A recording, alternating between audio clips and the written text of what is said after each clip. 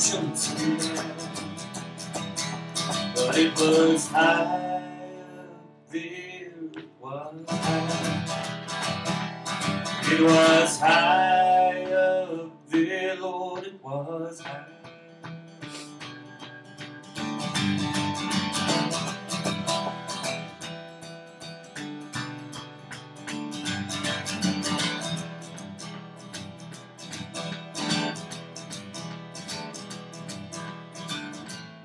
So since I'm still here living, then I guess I will live on. You see, I could have died for love, but for living I was born. So you may hear me holler, yes, and you may see me cry, but I'll be damn sweet, baby, if you're gonna see me die.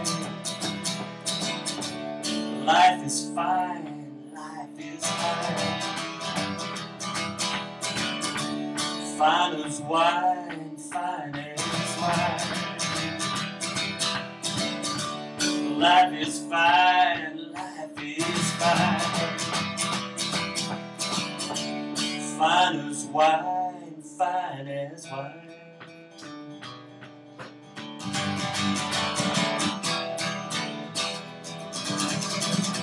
Life is fine with me, really.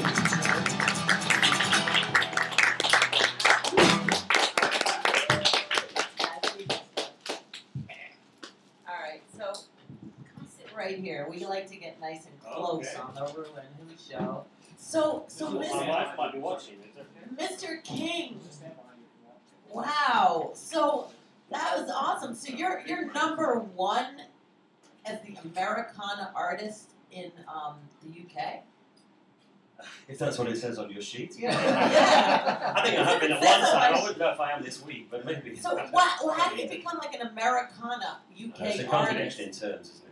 That's like me being like a UK artist here, right? Yeah. Like #1. I know, it's just ridiculous. I don't get it. Well, Americana has become a phrase for a certain type like of country. folky. Yeah, you know, so, and obviously there's been a lot of English and British artists and European artists influenced by American music. And That's so cool because, you know, well, what made you, like, do that? I mean, were you always playing this music and then you found out that there's a name for it? No, I've had my dark moments when I was in a pop group for 2 or 3 years, you know, like some sort of Wham type band. And then, really? Before that I was in a band that was more like sort of a post-punk Joy Division kind of band. Whichever bandwagon I could jump on, I've sort of had jumped on. Wow. So no, I've been through different things, and that was a defining point when I heard and a were certain you type of always music. the singer of the band? Yeah. So do you believe it was the drugs that changed you, or no? I mean, I'm just kidding. What made your phases just change? Like, were they because they all obviously came from inside out, right? Yeah, I don't know. I mean, when I got turned onto this kind of music, I was a huge, and still I'm a huge fan of Elvis Costello. When Elvis Costello made an album called Almost Blue, which was an album of country and Weston songs, country songs, that's what opened me up to country music. You were like, I can do that. Well, not that I could do that, but You were it touched me inspired by more than what was going I love on when that happens. at that time. Yeah, and then I started to listen to music by great songwriters like people like Townes Van Zandt and Guy Clark and these kind of guys, and that's what then opened it. As well as liking all the usual suspects like Tom Waits and what have you, but hearing those guys, folk country poets, really, that's what really turned me onto this kind of music. Cool. And how did you find Poptown? Or how did you find Michael? We were on a blind date. Yeah. Set up by the gentleman over in the corner. Ah. And kind of said, you need to sign to a punk rock label. And I thought, great. And it's been a love affair ever since. Did not tell you, it was me who took out for Valentine's What did you eat last night? What did you eat? Chicken, of course. You had fried chicken too? Finger licking good, we call it, you know. Yeah.